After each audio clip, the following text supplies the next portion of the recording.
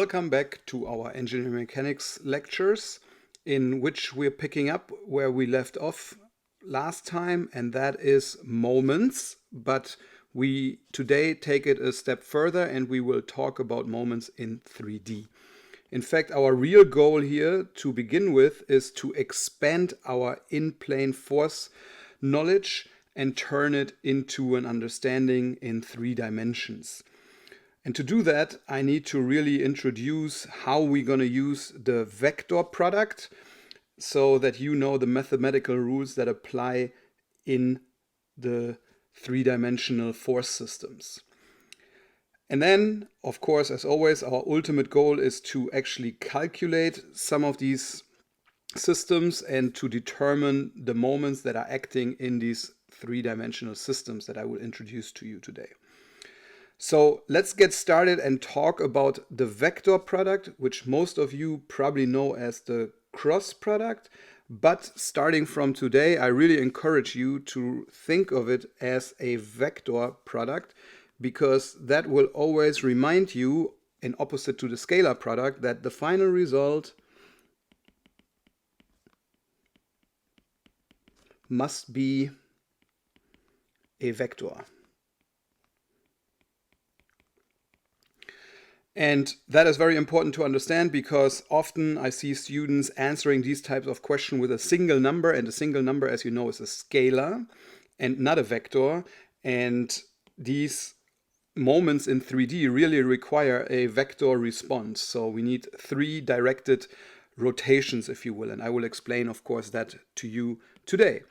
So let's get started and let's pick up where we left off.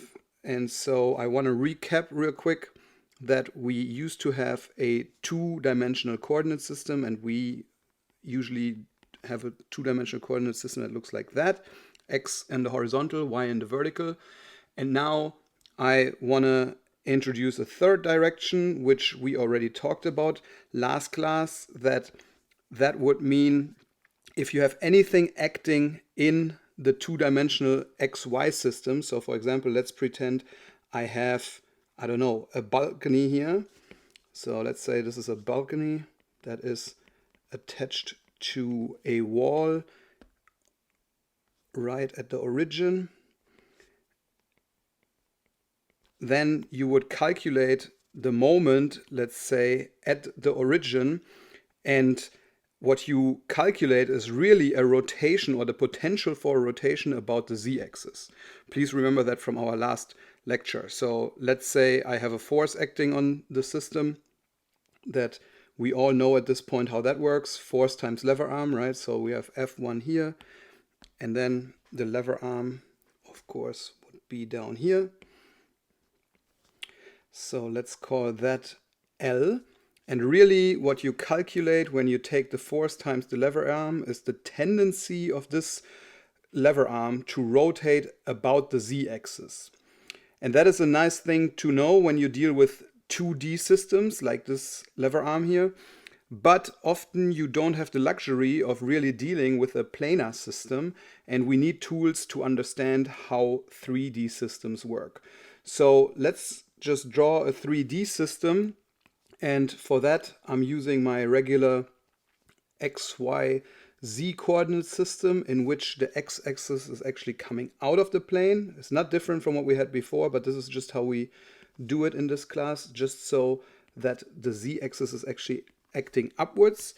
And now I place a random structure in there. Let's say it's a pipe structure, doesn't really matter what it is, but let's make our life easy and have a structure that is acting here. And to symbolize where it's acting in 3D, I'm using my dashed lines as always. And so I parallel move my x-axis and of course my y-axis. And so now we have description of the lever arm in a 3-dimensional space. And let's now say that I have a force acting on there in some random space. So let's say that would be acting right there. So this is my F.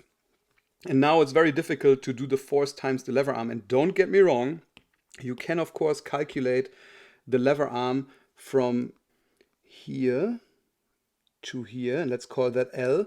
And you can, of course, calculate F times L, but what you will find is a moment that rotates about the origin that may be of interest to you, but you may not know in which direction it's really acting. So it would be much more interesting for us to actually find moments that are acting along the axis. So let's say I have a moment in this direction and a moment in this direction and a moment in that direction. So what I'm really after is these double arrows, so that you understand that I have, for example, here I would have a moment about the x-axis, here I have a moment about the y-axis, and here I have a moment about the z-axis. And then, of course, there's a resultant of that, and the resultant would be equal to F times L in this case. But let's just understand for now that we need a tool that can help us to calculate these three entities, so that we understand what we can do if we don't deal with a planar system, so that when it's somewhat random in space. And of course, the headline already gives it away. We obviously have to deal with the vector product, and you can already tell what the vector product is, right? It's a vector that gives us three results in 3D space, and therefore the answers will actually be mx, my, and mz. And so let's talk about that first conceptually, and then let's apply it. All right, so first let's just draw a random lever arm and a random force. So I have two entities here that are random to each other, and let's say this is my force here. So this is F, and then this I call R, and those are both vectors in this case now. And let's pretend that R has an origin here. And so we're trying to find the moment about this point at the origin. So we're trying to find this moment, right? And to properly describe this, of course, we need to know that we have an angle here. Let's call that angle theta. And we kind of talked about this already, but let's reinforce this, that our formula is usually m about the origin, so MO, so we call this here the origin, in any space direction now, is really nothing else than R cross F. And of course, these are vectors, and therefore the moment actually becomes a double vector, right? Because it rotates about a certain point. And you may remember this formula from your mathematics class, that this is also equal to R magnitude times F magnitude times the sine of theta, right? And why does this work? That's the big question, because remember that for a moment you always need F times D perpendicular lever arm, right? So I want to talk about the perpendicularness again. I know we did this already in our last lecture, but please understand that I use the sine theta to really turn R into something perpendicular to F, or I turn F into something perpendicular to R. So for example, if I wanted to look at the system as such that I have a perpendicular lever arm right here, so in this case, it would be the hypotenuse would be R, and then I have the adjacent here to the given angle, and I have the opposite given here. And this opposite is perpendicular to the force, and so this distance is really nothing else than R times sine theta, right? This comes from your basic geometry, or trigonometry, I should say. So you can use this formula because it turns the lever arm, in this case, into something perpendicular to the force. And this works in 3D space as well, right? It's obviously difficult to show that. It's easier to think of it in a, like, what's seemingly 2D here, but in reality, it works in any scenario. And I will give you a formula for how to calculate that in just a second. Before we do that though, please let's understand one very important basic concept that we probably already remember from high school. And that is when we have two vectors. Let's say I have vector A here and I have vector B. Let's say in this case, make our life easy. It's right here. And I take A cross B. So let's say I want to have A cross B. And B is the purple component. So what do I do if I have A cross B? If I have A cross B, let me use a different color here. I'm going to underline this. If I do A cross B, I rotate from A to B. And what I will get actually is, think about this please, like the rotational sensor we talked about before. If I rotate my bottle cap from A to B, I'm really turning down into the plane, if you will, right? So, or downwards in this case. So let's say I have a rotational axis. It would really go down in this direction. So this would be A cross B.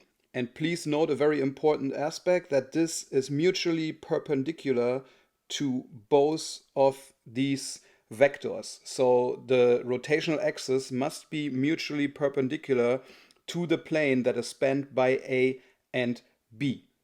And that would go in line with our red line here. Let me box that properly or double underline that properly. So that would be this component. But I can also move in another direction. I can also cross B with A, right? And what would I find if I were to cross B with A in this case? So let's look at that and think of this as the orange component, the orange rotational sense. So of course I end up with a vector as well, but it's in the opposite direction, has the same magnitude, but this would be B cross A.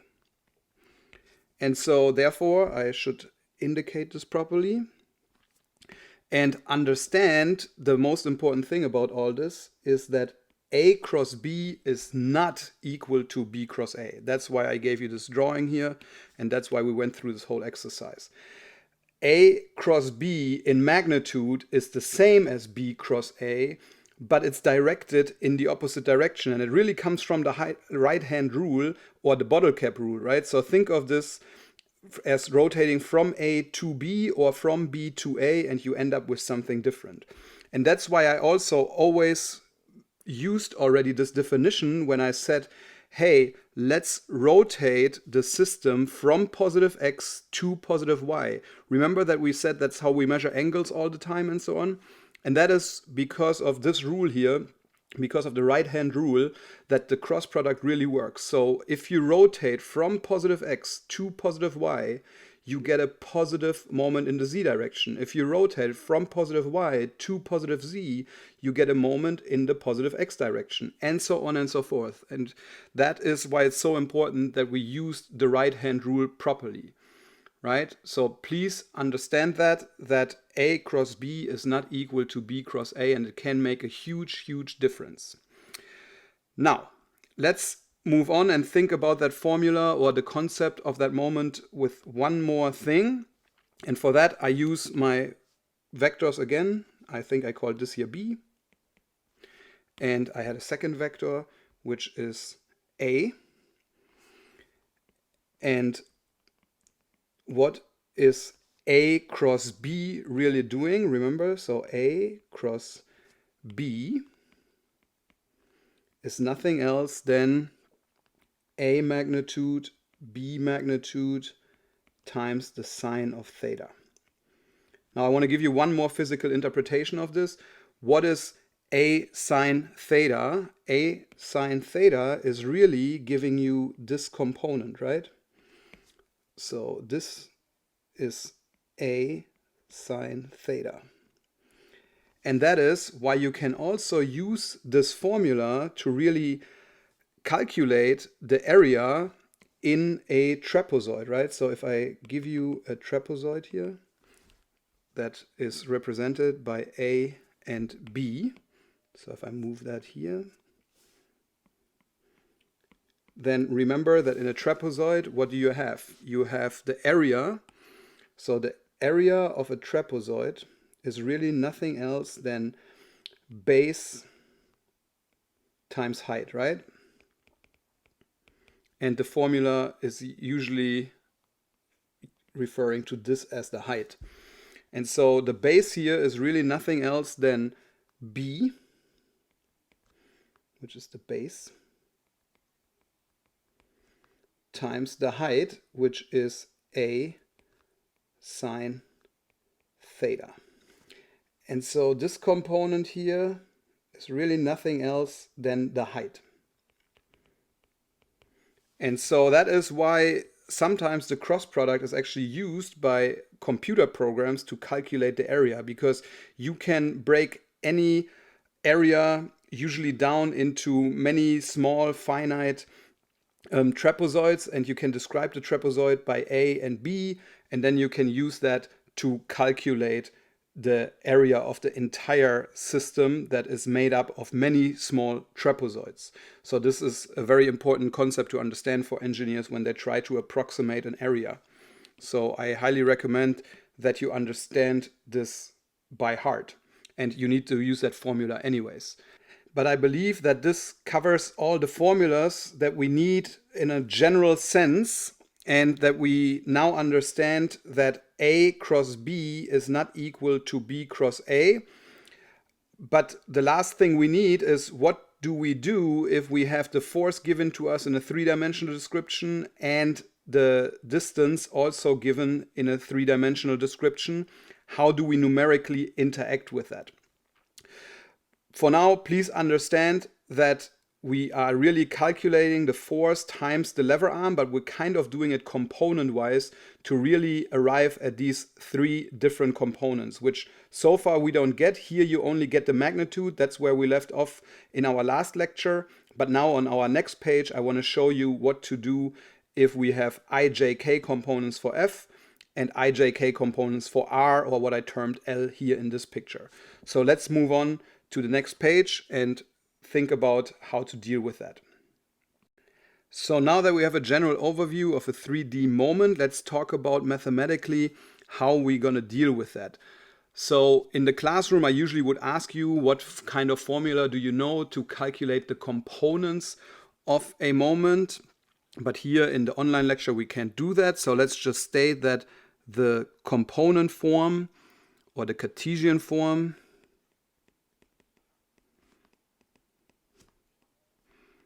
of a moment, let's call it M about any point P, can be found through the determinant of R cross F. And of course, these are vectors, and the moment is a double vector. So please keep that in mind. So the first thing I write down is that my moment about point P is really equal to R cross F. And now, how do I find the determinant of two vectors? And again, in the classroom, we could play this game for some time, and we could throw in different opinions of what is easier to solve this. But the one that we usually end up agreeing on in the classroom is the one that we have this ijk matrix, and then we put Rx here, Ry here, and Rz here, and Fx, Fy, and Fz here, and then we find the determinant of this construct. And that is how it's usually spelled out. But the question is, how do you solve this? And yes, some of you use calculators to do that, and that's absolutely acceptable. The only problem with calculators and solving equations and determinants and so on is, once you make a mistake, a single mistake, so let's say you punch this number in incorrectly, then everything else comes out incorrectly, or everything that depends on this number. And then there's no partial credit.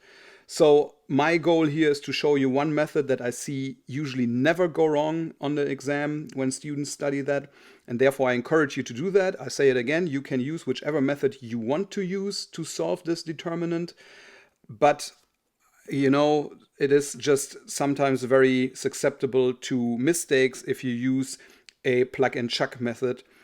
So I rather like to write it out. And so I'm going to show you how I usually do it. So let's give us some space here. So I copy this again, I, J, K hat.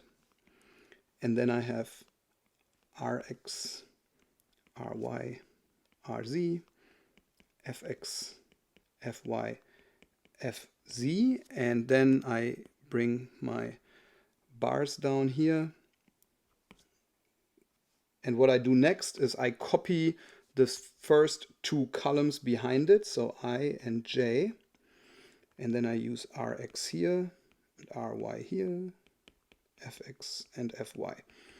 And now it's a pure geometry construct that I just have to memorize that what I call the downwards diagonals, and I understand that diagonals always go down and up, but this is the one that goes from the top left to the bottom right.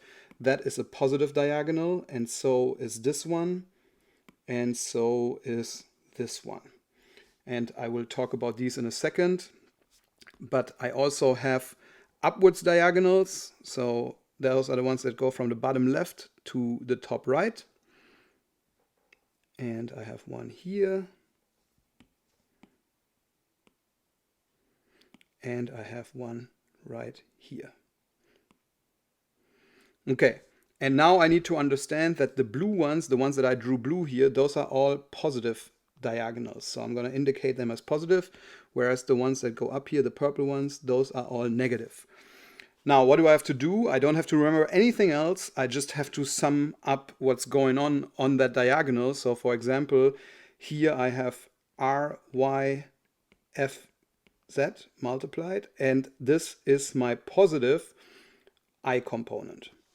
And I have Rz, Fx, which is my positive J component. And I have Rx, Fy, which is my positive K component. Now, the diagonals that go upwards, or the negative ones, which I have Ry, Fx, and again, this is a negative, which is already indicated. The next one, oh sorry, I need to mention that this here is K hat, of course. The next one would be Rz, Fy, and that is the I diagonal. I'm going to put the negative up here because it's far away from the diagonal. Last but not least, I have Rx, Fz, and that is my J component, and this is also negative. So let's keep in mind that these are all negative, whereas the ones on the bottom are all positive. And so what do I have to do now? Now I have to collect terms, and we will probably initially disagree on the outcome of this formula. But if now I want to calculate my m about that point P, what I end up with is first the blue component for I, so that was Ry, Fz, and keep in mind that was positive. And the other component for the I direction is given up here, right? So that's Rz, Fy. So let's write that down. Minus Rz, Fy.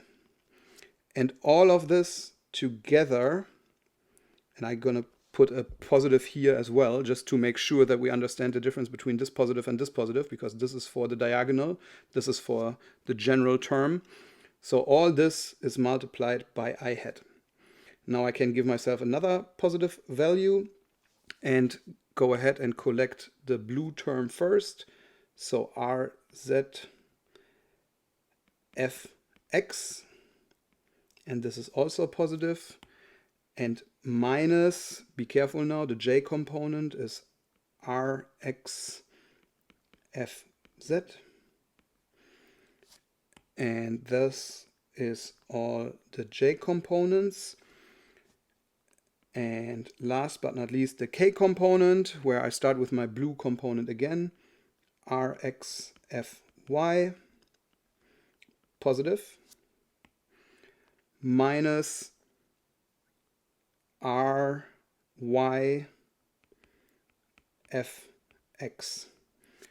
And this is now the K component. And of course, as we talked about in the last lecture, the entire thing, the entire construct here has usually a force times lever arm times distance unit. So therefore, we now have the entire formula. Let's talk about this for a second, because some of you will be surprised that I see a positive identifier here. You may think, in high school I learned that this term here must be negative, but this is incorrect. Not that you did it incorrect in high school, but the way these diagonals work out, and this negative here and this positive in here, make sure that this positive applies. And this is easier for me to remember than using something non-systematic. This is true for all terms here. I highly recommend that you follow this formula. And let's say, for example, you have a negative value here, let's say Ry, then of course Ry in here would be negative, but you would find another Ry. So for example, here this would be negative, and then you obviously make sure that you stay consistent with that. But generally, this is probably the easiest formula to follow and remember. So I highly encourage you to do that. Some students think it's a burden to think of this as a new thing when they use the minus here, or they want to save some time. Instead of writing this down, they want to do this in their head. I think 2 seconds, or let's even say 2 minutes for this, would not be a waste of time, because it guarantees the right result. All right, now let's make sure that we remember that what we were really after for all this. So we used on the previous page the moments that were in 3D. So remember that this here was mx, this here was my, and this here is mz. And you can really see that, right? So number one, you can see y, so it has obviously the J component, which is y. But then look at it. You have fx times rz, or rx times fz.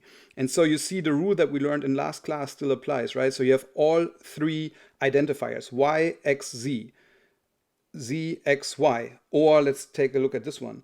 x, y, z, it applies.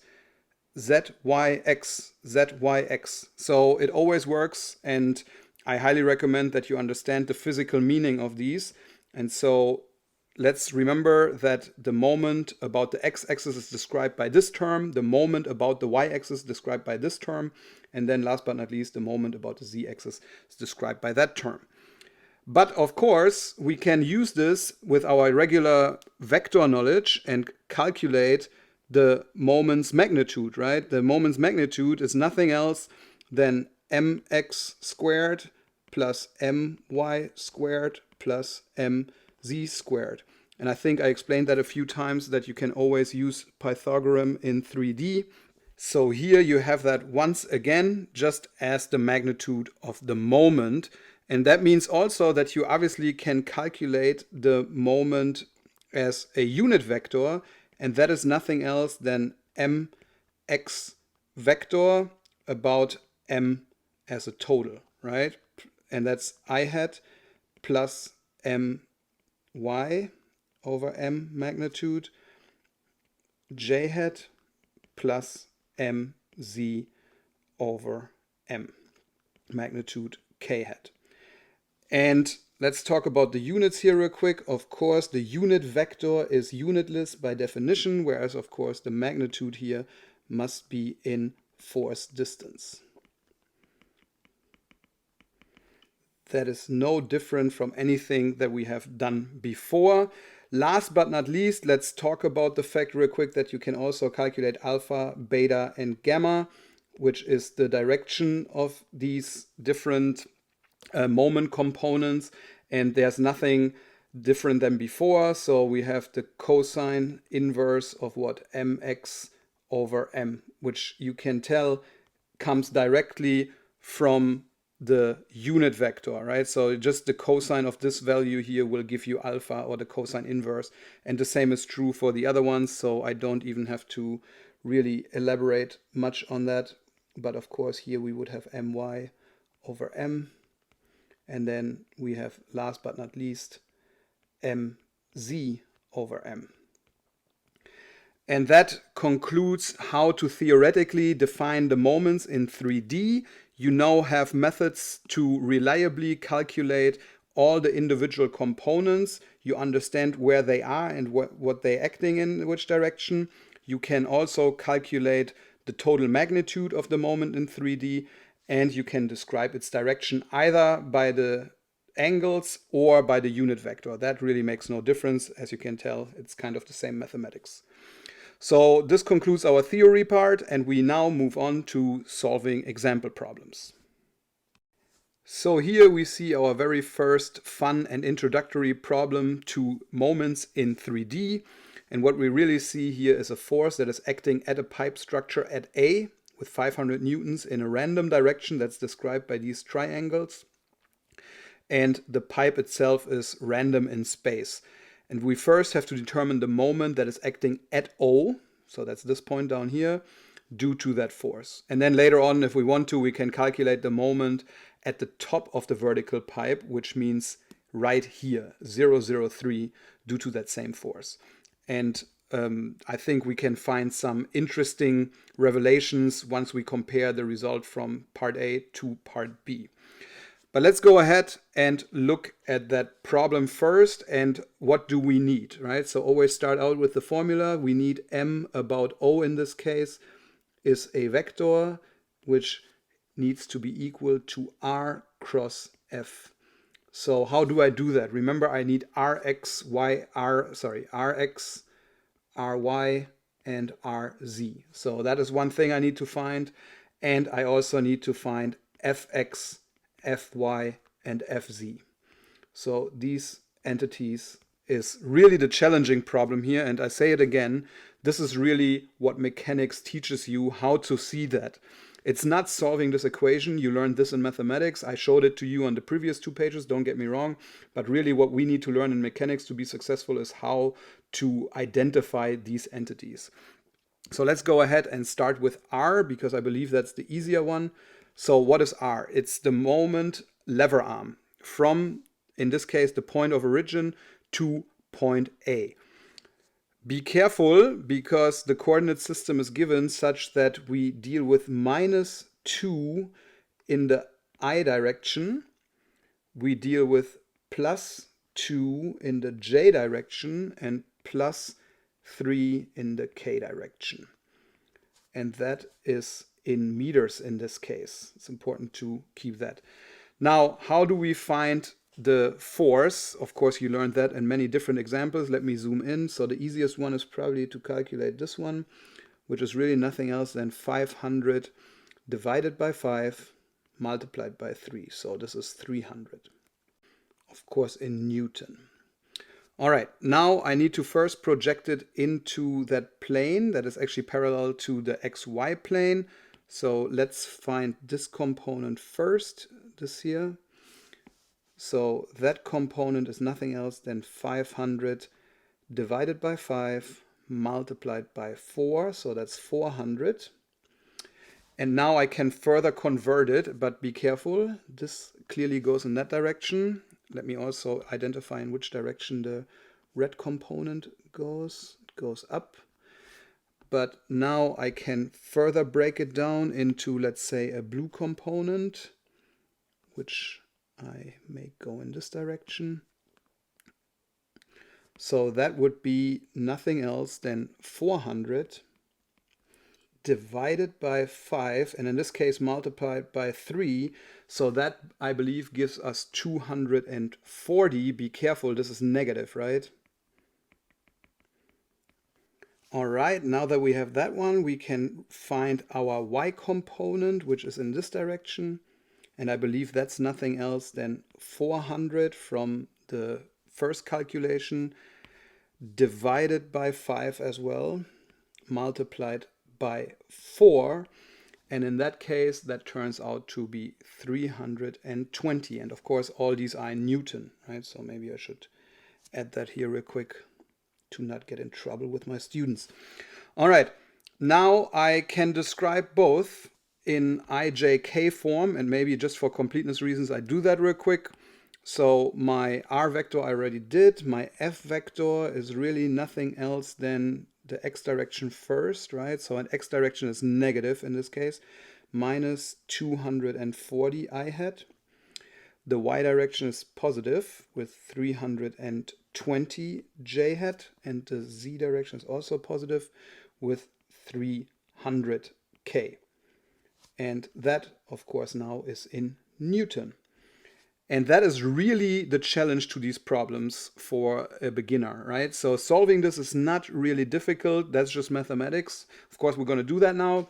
But please understand that the art is in these two expressions here.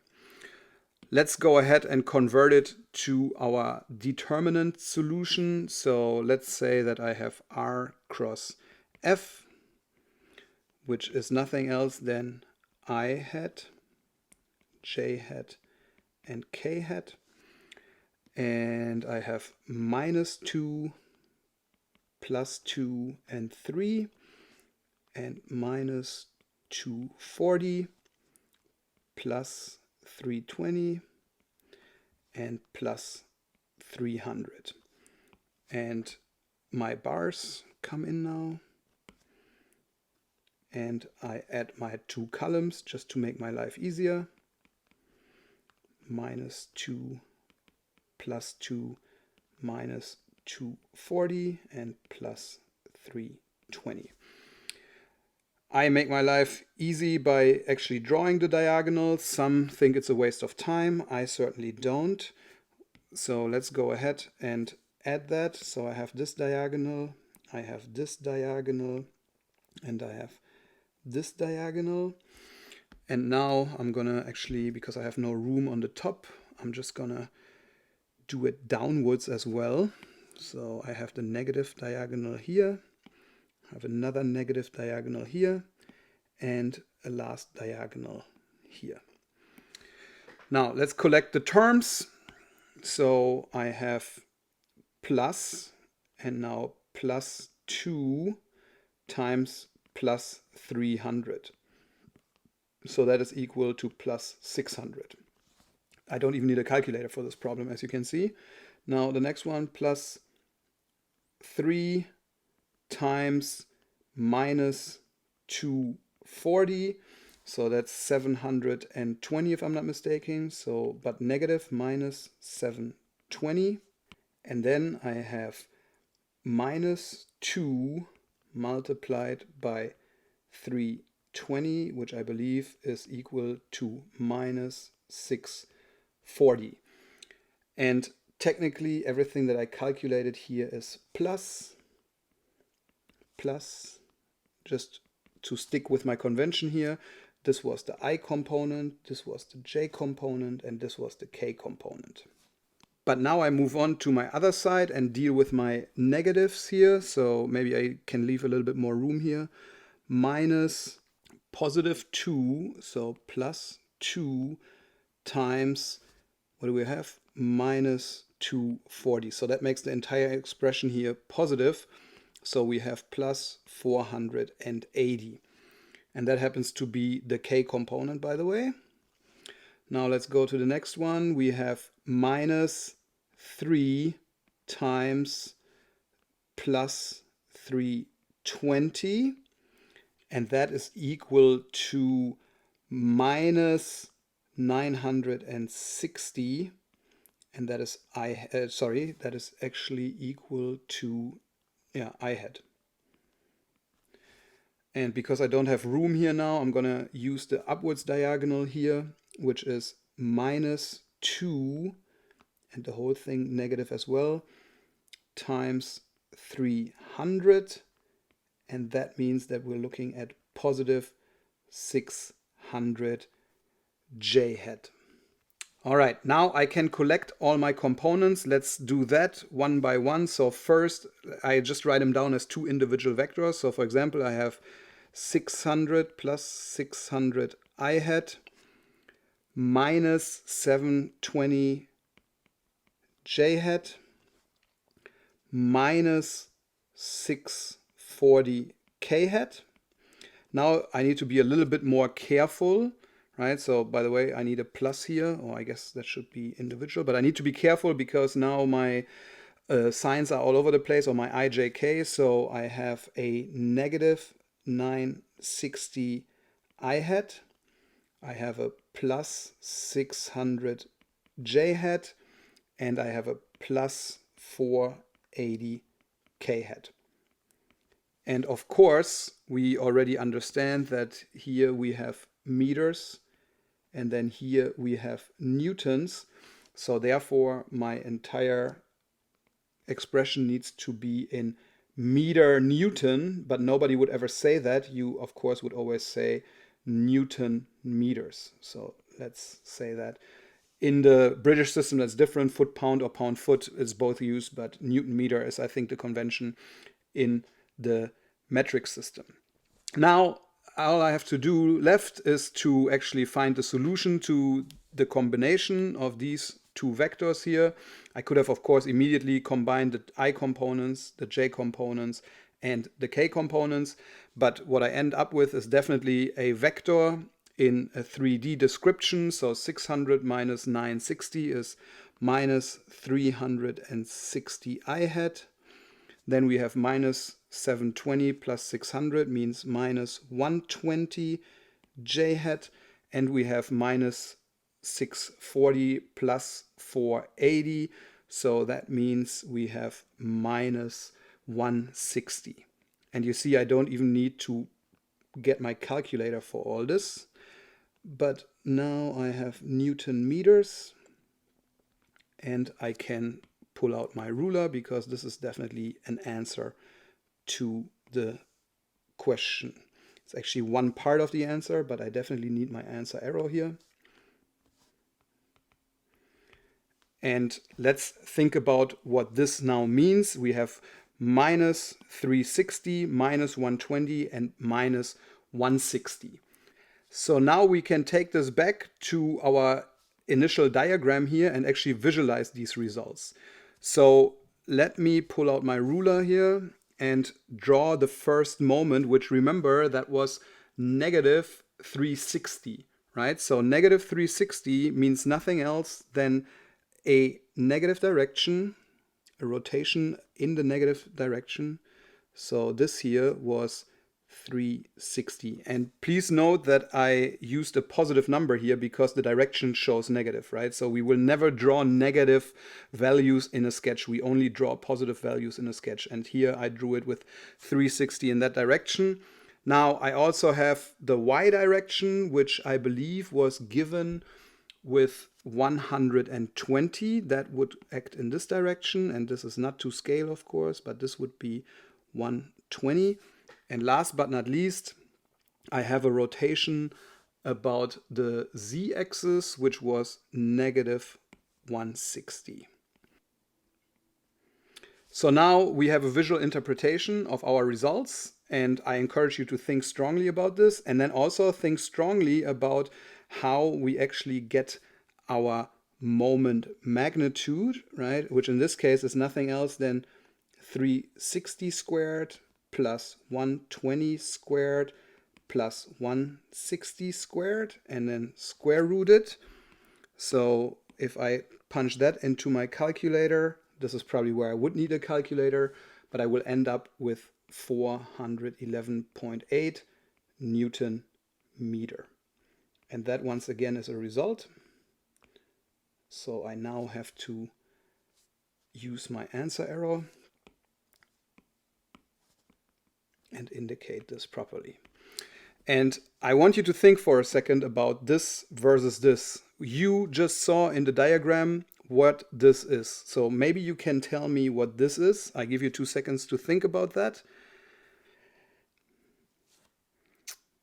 All right, ready, set, go. Let's take a look at this picture here. And it's very difficult to show this on a two-dimensional piece of paper or a virtual two-dimensional piece of paper, but you have these axes here that go down, go back, and go to the left, if you will. So these two here are in the XY plane, and this is in the Z direction. And together they kind of form a box, and I will try to draw that box for you, but it will lead to more confusion, probably. But I want to attempt it. So I have, let's say, the top surface of that box that looks like this, and this entire surface is in the XY plane, right? So this is all in XY. And then I also have a depth of that box, which would go down here in the back. And I'm not going to draw the entire box because it would just confuse you, or it would just confuse me, I guess. But I have a top corner here. Let's call this the top front corner, and let's call this the top back corner. Let me draw that in a different color. So I have the top back corner. And now under that top back corner, there's also the bottom back corner, and I'm going to indicate that right here.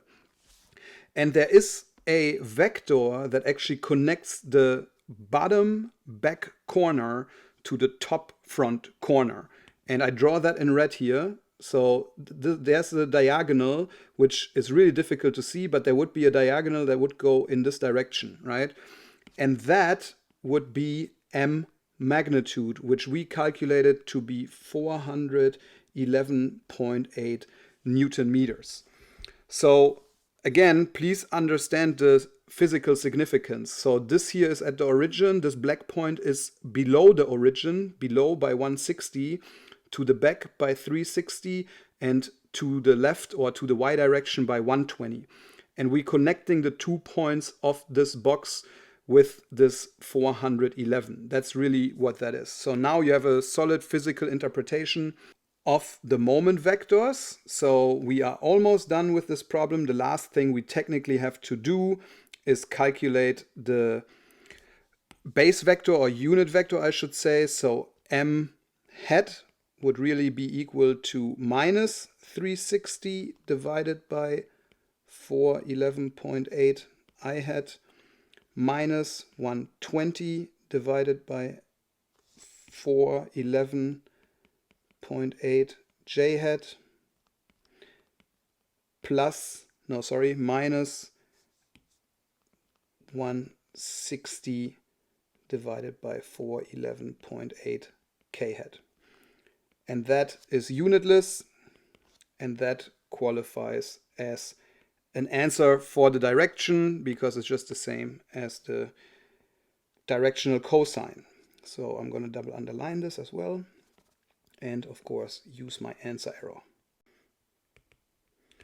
But if I were to calculate actually the cosines, please understand that alpha would be equal to 150 degrees, beta would be equal to 106 degrees, 106.9 I believe, and then gamma would be equal to 112.9 degrees. And that is important to understand when you calculate this, because these are all values that your calculator don't immediately will give you, because we're dealing with the negative directions. So you need to have a physical proper understanding of these angles. We had a whole lecture about this, so I'm not going to repeat that here, but you can tell from the negative, and the negative here, that these angles must be larger than 90 degrees, right? And that can be tricky depending on how your calculator spits out your answers, but you already are familiar with that method. However, we are now done with this problem, and I encourage you to think deeply about this and how you would have solved it. The most important thing to begin with for somebody who's just learning mechanics is, can I really convert this physical description into a mathematical description? And I think I showed you how to do that. Then how did you apply it here? This, of course, you need to be very procedural. But then we were able to calculate the final answer. And I hope I was also able to show you a physical interpretation of that answer. That's probably the most important thing to take away here. And the final resultant moment is also physically described here, although it's very difficult to see from this point of view. All right, I encourage you to really go ahead and perform the calculation for this part of the problem, where you have to form an R vector from this location of the pipe to this location of the pipe. So that means your R vector will change, your F vector will remain the same. And the reason I want you to go through that is because you will see that some numbers in that R vector have a pleasant implication on this part of your calculation, and you can quickly make some conclusions about which I, J, K component is affected by changing some of these numbers in here. So I really recommend that you do that. I wish you good luck with that. And for me, it's time to move on to the next problem. All right, now it's time to look at a little bit more complex problem. And more complex is really not more difficult in this case. All we have to deal with is with two forces. Here we have F1 and here we have F2. And now you need to calculate the moment that is acting at the origin of the coordinate system due to those two forces. So what do I need to do? You remember this from some previous lectures, that the moment is really nothing equal than F times D perpendicular, but also when we had multiple forces, it was the summation of that. And so in other words, we can just say that the summation of R cross F is applicable as well. So this is M vector. So what I have to do is I just have to find the moment due to this force times its distance, and then the moment this force times its distance, and we are good to go after we summed them up. So what do I have to do? Geometrically here, I just bring in two vectors. I bring in my vector, let's call this here R1. So this is R1. And then I also have a vector R2. Let's draw that here. And once I have those described, I'm kind of good to go, because lucky for me, all these problems are already given in IJK form. So let's go ahead and move through the problem. So my R1 is really nothing else than in the negative 1.5 I direction, and in the Y direction it's plus 2, and in the Z direction it's plus 1. And that is already the full description of my R1. This happens to be in meters in this problem. My R2, on the other hand, is equal to 0 I hat. That will make my life very easy. Plus 2 J hat and plus 1 K hat. And hopefully you could follow that. I don't think at this stage in the lecture it's really important to still describe this. We have gone through many examples on how to read these 3D pictures. So, but you have it in the video, so you can pause if you want to, but I will move on now in interest of your time. So what do I have to do now? I have to write down these two vectors with their corresponding forces. So if I want to do that, I would say that my M about O is really equal to the summation of R cross F. And so therefore I would end up with two matrices. I would have matrix 1I, J, K. And let's start with our R1. So minus 1.5 plus 2 and plus 1. And then I match that with F1, which was nothing else than minus 300 plus 150 and plus 200. And that would be my first matrix that I have to find the determinant of. So let's copy I, J, and minus 1.5 and 2, minus 300 and plus 150. And that is the first part. So now I have to add my second determinant, which of course also has I, J, and k components. And I now have to use my second lever arm, which is 2 and 1. And my force now is really nice. It's 0 I hat, 0 j hat, and minus 450 k hat. Last but not least, I need to bring in my I hat, j hat. Down here I have 0, 0, and then I have 0 and 2. And I won't even show you how to do all the diagonals, especially not here in the first one. That is similar to what we've done before. I just want to point something out about this diagonal.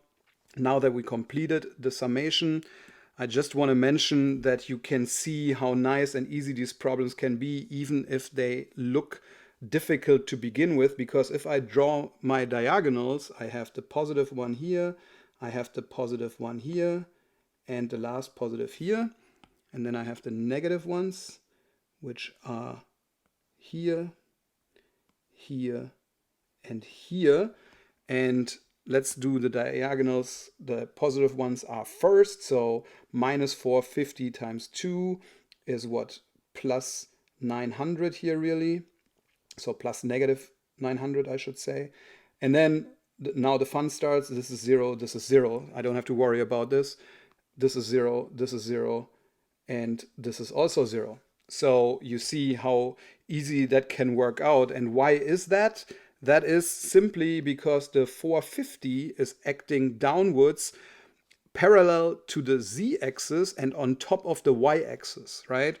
So therefore, you only have really an I component. So this force really rotates only about the x-axis, because this force in the z direction times its distance in the y direction. So zy gives you an x component. And there's really nothing else that you can cross this with, so that you only find a moment about the x-axis. And like I said, this is very simple. This is like it was before, so I will only give you the final answer to this, and you will find that your ultimate moment now, the numerical answer to this, is nothing else than equal to minus 650 I hat plus 0 j hat actually, and 375 k hat. And that is something you should be able to calculate, and I really encourage you to do that and to try to arrive at that answer. And let me double underline it.